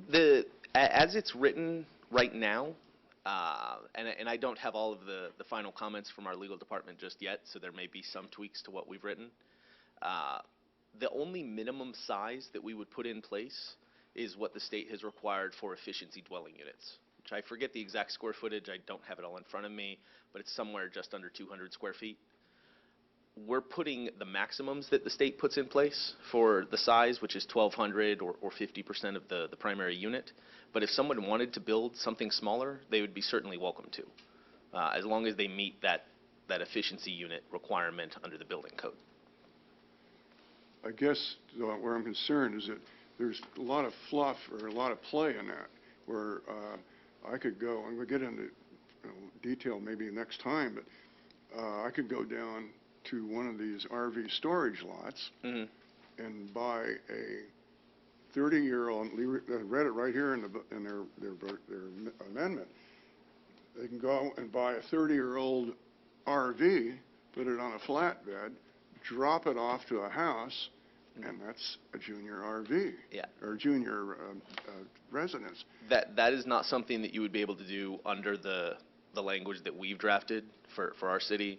Everything would still have to be a permanent structure. It wouldn't be any of, I think we've all seen them as like the tiny homes, things like that, where they are really just mobile units. These would all still be permanent structures. They still have to have the permanent utilities in place as the primary home would. So that's not something that would be permitted as the language has currently been written. So that'll be clarified? It's already, I'm not sure what particular point we're looking to clarify. What I think you're referencing is in the memorandum from the state, which talks about many of the options that you could do. Right. But that's nothing addressing those is in what we've drafted for the city. It's simply not something we're looking to permit. And by not noting it as a permitted option, the way that our code is structured, if it's not in the code as something that is permitted, it would not be permitted in the city. It would be unnecessary to go in and specifically prohibit it. The junior units are not mandated by state. Oh, they aren't? They are not. Well, that clarifies it. So your scenario of dropping a unit or a trailer somewhere, that's exactly what we're trying to prevent by our ordinance, is to prohibit that type of thing. The state gives cities an option. At this point, we've elected to recommend not including that. Yeah, I kind of follow that too, that we do have as a city, within reason, of course, to set up our own standards. Yes. And that's a good thing. There were a total of 5 bills that the state passed. 4 of them were specifically to address the typical accessory dwelling units, the permanent structures. There was a 5th bill that was originally passed that specifically addressed the junior units, as Oliver mentioned, but that is called out very clearly as something that cities can elect to do. The permanent units are something that we now have to allow. There are very clear standards for it, with a few exceptions, which are the items we're looking to clarify. But the junior units have never been, at least as of today, they are not mandated. They're something we can do as an option, but as Oliver mentioned, we've elected to exclude those from the standards. Permit number B1900856 was approved, and it was interesting. It's two houses. One is a permanent residence, and the other is an ADU on the same lot. I did not pull the plans, but I was just going to find out if the setbacks have been varied, or we're going to still follow the 15-foot setbacks on the side, or this building or the city standards, or are we looking at pushing those limits on some of it? Because this is a permit that I don't think it's been picked up yet, but it's been approved. And it's a 250 or 1,250 square foot permanent housing, permanent or a residence, and then a 1,200 square foot house behind it. And it's a long, skinny lot. It's something that it has a few problems with it. I think a couple of residents in that area have a real problem with it. But it's been approved. I know, I have the record of that. It's just, I don't know what guidelines that one followed under. So I can't speak too specifically to that permit. I know. Unfortunately, I don't know that one exactly. What we have proposed, and again, these may change slightly as we finalize some of legal's comments. Your typical residential lot, your typical residential suburban are 7,200 square foot lots. This isn't, the north end. This is kind of the middle areas of the city. 25-foot setback in the front for the home, 5 feet on the sides, for your interior lots, and then 15 feet on the rear. That's all for the primary structure or anything attached to the primary structure. Accessory buildings right now, which are typically your sheds, garages, any outbuilding, officially have no setback in our code. What we have to employ for those are simply building code requirements. So anything where you have points of egress have to be the 5 feet off. We do make sure they're set off a certain amount. We work with applicants one-on-one on that to make sure there's no drainage issues onto other lots. There's access, allowances for the structures for maintenance purposes. What we're proposing with the ADU guidelines currently, and again, subject to some potential changes, anything that is built that is either repurposed from the original structure or built as an extension and attached to the primary structure is part of that structure overall. It would have to comply with the same setback requirements, the 25, the 5s, and the 15 in the rear. The setbacks for any existing structures that are converted, the state has already established very clearly that you cannot require any setback for those. If the structure's already there, you can't mandate that they pick up and move it 3 feet over. So that one's pretty easy. But for any new construction that's detached, in the state's language, it really doesn't give specific numbers, on how much you may require. It really does defer that to the city. But what's pretty clear out of the memorandum that you have through our reading is that the intention is to really minimize what you would require. And the key thing is to stick to what is going to be necessary for, fire life safety. So all of the building requirements, again, going primarily to your egress requirements. So what we have proposed on there for the detached is they do have to be located behind the primary structure, because the overall intention through all these standards is that these will remain accessory. They're not going to be, your bigger structure, taller up in the front, because that's meant to be for the primary unit. So they would have to be located behind.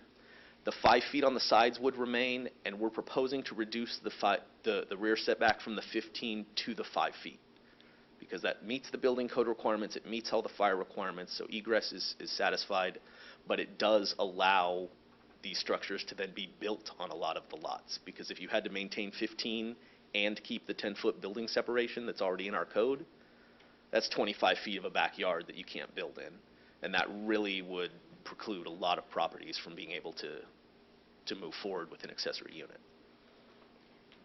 I guess what I'm a little bit concerned about is that if somebody goes in and stretches all this, in other words, it really goes to the, just, I don't want this, I want a variance for this or variance for that. And a lot of this could really, or if it was abused is a better term, it could destroy the continuity of a neighborhood. And could any of this have to go, well, let's see, it wouldn't go to the Planning Commission, would it? The way that the way that the state has really established the standards for these is they are purely a ministerial action. What that means is, like any building permit, you come in over the counter, you do this, you comply with standards as they're prescribed, and it's going to be approved. There's no question. We have no discretion on it. We have no ability to deny them. So really where our ability here is what we're doing right now is to put the clear standards we want in the code. Because once they're in there, we can enforce them. We just can't come up with anything after the fact. What we've tried to do with some of these standards, I said, limiting some of the lot size. I know on that one you mentioned they were both approximately 1,200 square feet. Since we don't have an ordinance in place right now, that really is what we have to permit, because that is what the state allows, and we have to operate under their guidelines at the moment. What we are proposing for those detached, the detached specifically, because they're a little different, those are the ones you notice more than just in addition on the house typically, is they can't be any taller. We're not proposing a specific height requirement, but they couldn't be any taller than the primary unit. They can't be bigger than that 1,200 because the state allows that, but we're exploring limiting it also to being no larger than the main house, so that you don't have a 700 square foot house and a 1,200 square foot accessory. And that's all to try to keep the idea that this is your primary, this one is something additional to it. You're not building this whole other, oversized second home on the property. But there are limits with where we can regulate that, unfortunately, because of what the state has done. And a lot of that has been because many jurisdictions have gone through and tried to put more restrictive setbacks, limitation, excessive parking requirements, numbers of, typical development standards that would otherwise make it impossible to build one on a lot because they didn't want them. They wanted to maintain just those single home lots. And those days have passed. The state has moved them past us for us. I know that. I'm familiar. But again, with these units, are you, with what you're talking about can be presented, you're going to address parking? Mm-hmm. The way that, we really have not a lot of options on that. The primary home, none of these standards that we're talking about will change anything for the primary unit. You still have to have the two-car parking for the primary unit. Our current code is a two-car enclosed garage. That's not changing. What does get affected by this, and this is something that is inflexible, it is from the state, is if someone goes to convert their garage to create an attached accessory unit, they do have to replace whatever parking has been lost, so they still have to comply with the two-car parking, but we can no longer require that it is within an enclosed garage. They're able to replace that in any way on the property. It still has to be on an improved surface. There's still environmental regulations they have to work with, but it can be in a garage. If they have a carport, it can be there. If they just park the cars in the driveway, and we can say there's 2 parking stalls in the driveway, they've met the requirement. For the accessory units, we are limited to requiring no more than 1, either for the unit or per bedroom. So we're just capping it at 1. That's what's been put in place at the state, or by the state, and that as well would be in any configuration on the property, so open air, carport. If they want to construct a garage for it, they'd be able to do that as well. That will be a requirement. The maximum of just 1 space for the accessory unit. So if it's a 1-unit or 1-room unit, it's 1 space. If they happen to build a 2, 3-bedroom unit, it's still only 1 space. That is something that has been set in place by the state. We cannot go beyond that. And what about if there is public transportation within a half a mile? We do have in there, we've copied the language exactly, as I believe in the memorandum and from the state, that there are exemptions where you do not have to provide that additional space for the accessory unit. That doesn't waive the requirement for the primary, but it does waive the additional, and that's if you're within, I believe it's a quarter mile of transit. There's certain qualifications as to what type of transit. Certain bus lines may meet it, rail would meet it. There's exemptions if there's car share programs, if there are neighborhoods where we require the parking permit. I believe we talked about that last meeting. There's a total of 5 exemptions on there. I'm forgetting the 2 of them, I apologize. But that would only affect waiving that single car that's being required. And if a person wanted to, he could claim that waiver? If they could provide evidence that they were meeting that would be on the burden of any applicant to show that were within this distance, or there is this program, or whatever specific exemption they're pursuing. Thank you.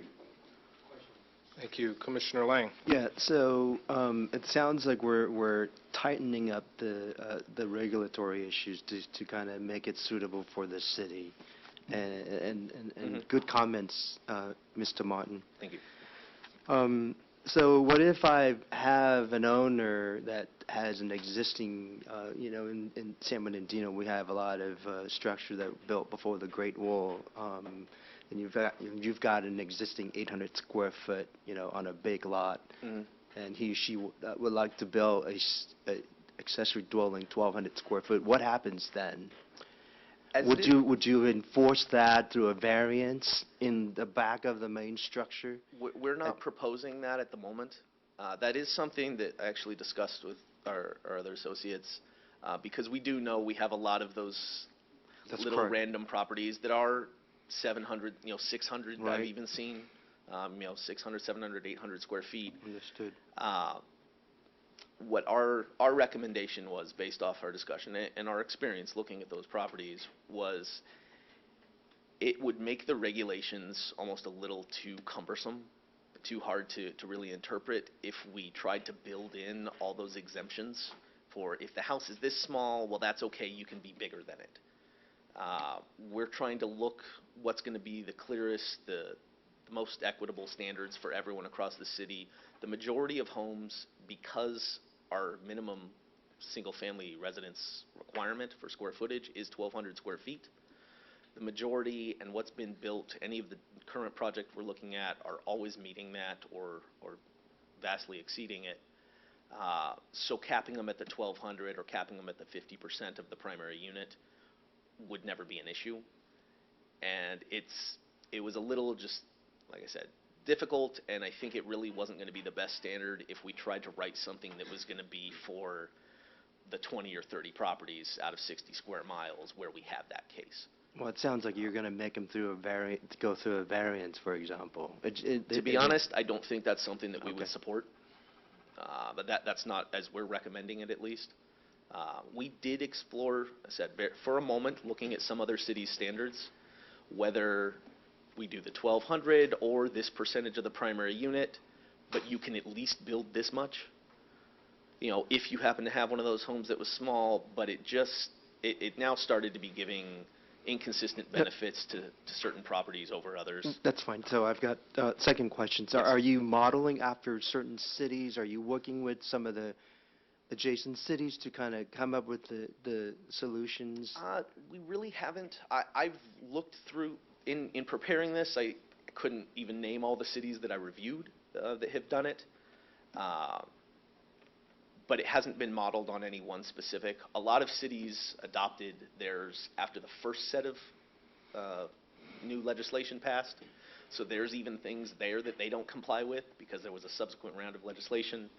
A lot of cities, as I've discussed with some legal counsel, are testing the waters on what they can even get away with. Thank you. Third question. On certain things. So we really just looked at what was good for our city. Understood. So you mentioned that it would be owner-occupy. That's what we're recommending. Okay. Yes. So how would you enforce that, for example? Through a covenant that would have to be in place prior to the issuance of building permits, as written in I believe it's in the 4th section of the proposed standards. Okay. And that is something that the state does allow. They don't say you have to or you don't have to, but they do give the city the option of requiring that. That's something we propose to recommend.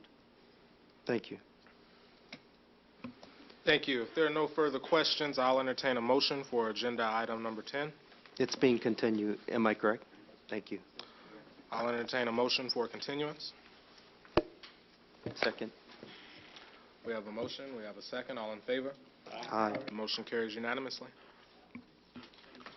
Moving on, we will be covering the non-public hearing items, which is a study session for Development Code Amendment 19-04 for signage regulations.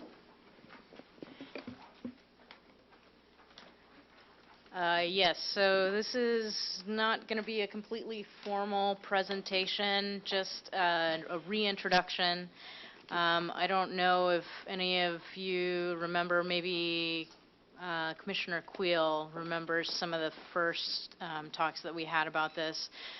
We initiated a development code update for a comprehensive sign code update back in 2016. By about the end of 2017, we were about 95% completed, but we were kind of structurally going through some changes within the department, and that just got tabled for a little while. we're now wanting to bring that back and actually complete the sign code update. So this is just a reintroduction at this point, just letting you know that that's going to be coming down the pipeline within the next month or two. We'll actually have some draft legislation for you. But basically what we're looking at doing with the sign code update is to develop some clear and enforceable signage regulations with the use of updated graphics to help facilitate the understanding of different sign types and dimensions and measurements, things of that nature. Also, a big component of this update was to comply with content neutrality legal requirements as imposed by the Supreme Court decision in the case Reed versus Town versus Gilbert, and I'll get into that a little bit more in just a moment. Additionally, we had some fix-it issues that staff had come up with over the years. Obviously, with an older development code, we had some amendments that had been made to the sign code chapter. Sometimes there was some inconsistencies that were created because maybe one portion of the sign code was updated, but a corresponding section that was either within the same sign code or another section of the development code or municipal code was not amended at the same time, and so that created some inconsistencies. There was also some language contained within the sign code that could be a little bit difficult to interpret at times, and so we just wanted to kind of simplify things a little bit and also reduce the amount of redundancy within the document so that if we do have to update in the future, we're less likely to create some of those inconsistencies.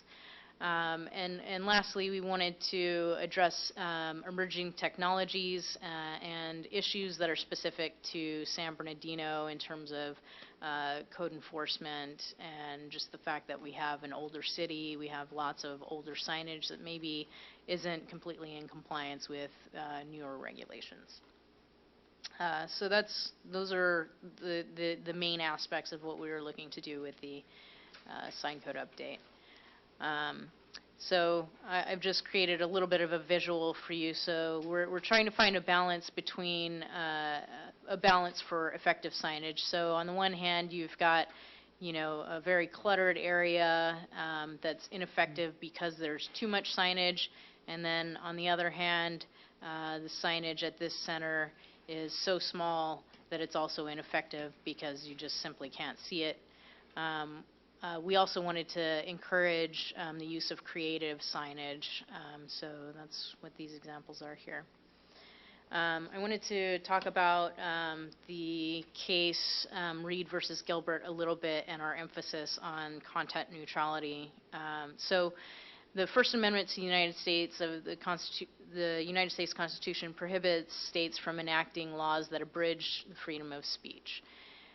In the case of Reed versus Town versus Gilbert, in 2015, a local church sued the town of Gilbert, Arizona for violating their First Amendment right to freedom of speech after receiving a violation for posting signs in the public right-of-way advertising church services, and they noted that political or ideological signage as well as some real estate signage was not regulated similarly.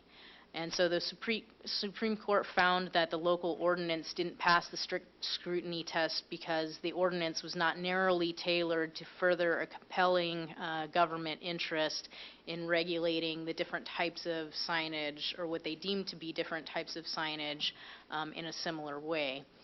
And so what we're really focusing on is crafting the language is going to seem a little bit different, a little bit vague in some ways, the way that we describe signage, because rather than saying a political sign, we have to focus on content neutrality. If you're saying it's a political sign, that means you have to read the sign in order to know that it's a political sign.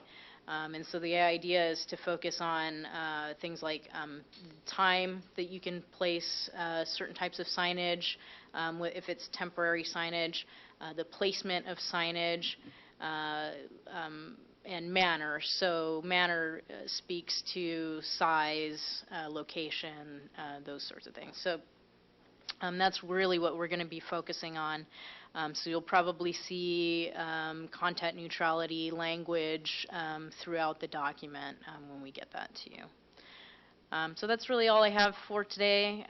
There's no recommendation at this time. I am going to be trying to have some draft regulations to you by next month or October at the latest. Thank you for that update. Does the commission have any questions for staff in regards to the signage? Commissioner Chang. I have a question for staff. Yes. Would the signage go through the Planning Commission review? We do have a couple of sign types that will be requiring Planning Commission review.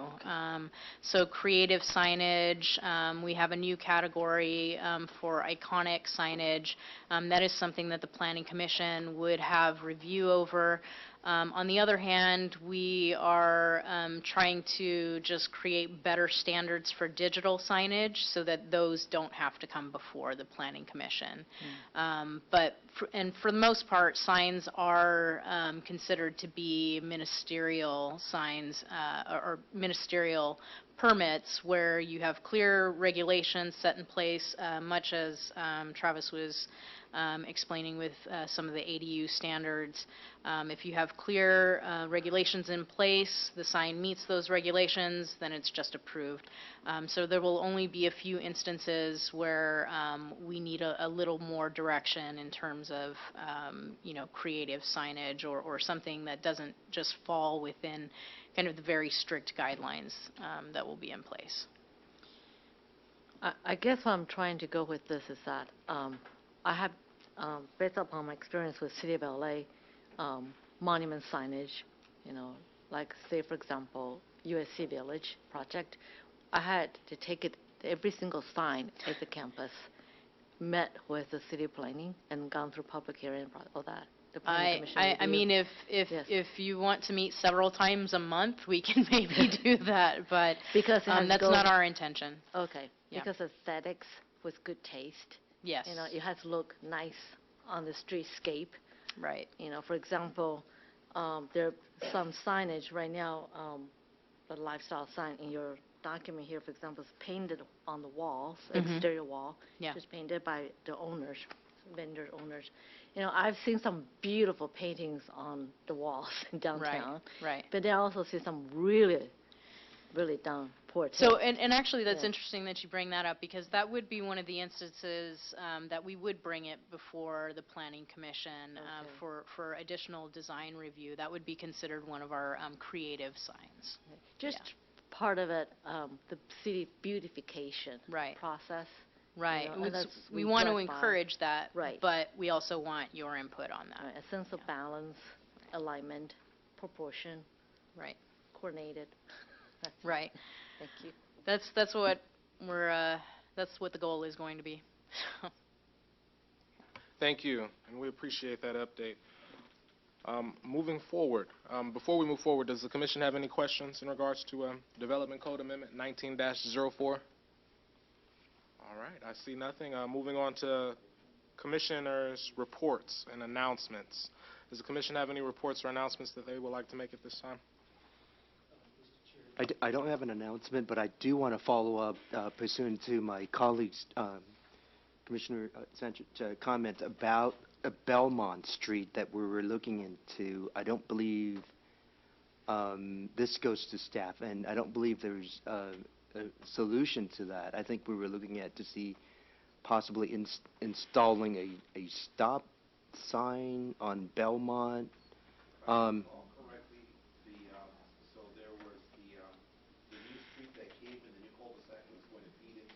Correct.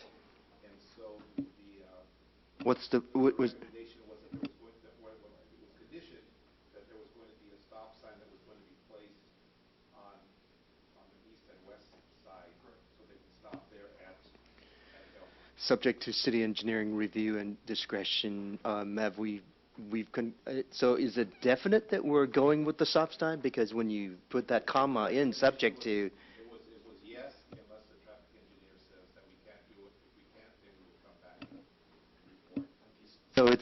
so it sounds like we are definitely adding the stop signs. Okay.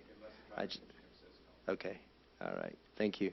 And also, I'd like to go on record to thanking Mr. Mitchell for submitting his comments for the Fifth Ward in terms of some of these existing conditions, public safety issues. Thank you, Mr. Mitchell.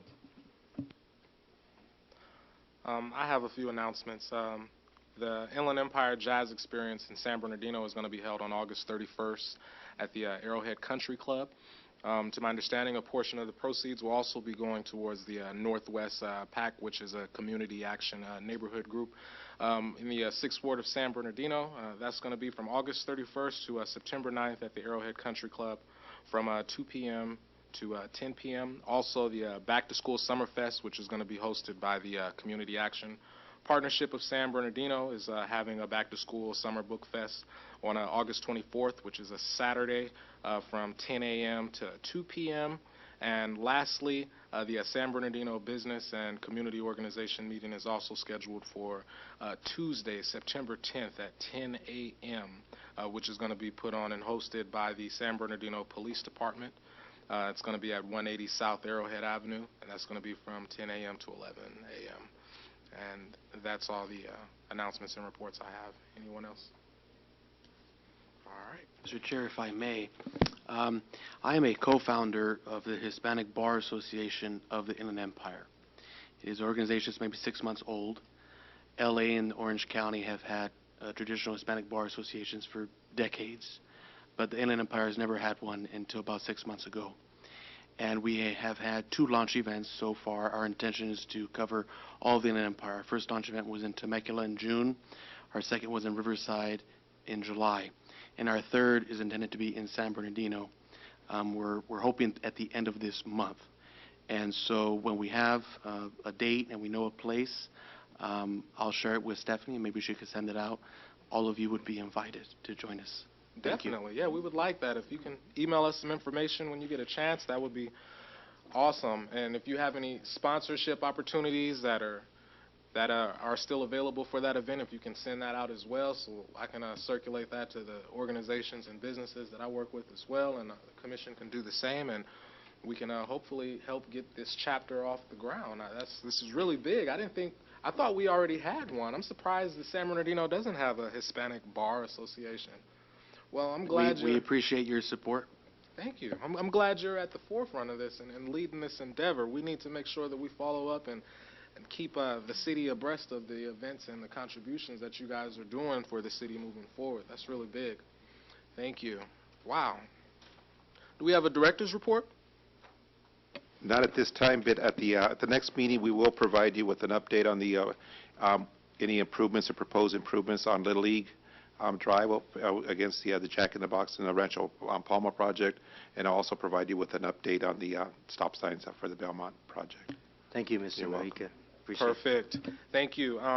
At this time, I would like to make a motion to adjourn until Tuesday, our regular meeting scheduled for September 10th at 6 p.m. Do we have a second? Second. We have a second from Commissioner Chang. All in favor? Aye. The motion carries unanimously. Thank you all.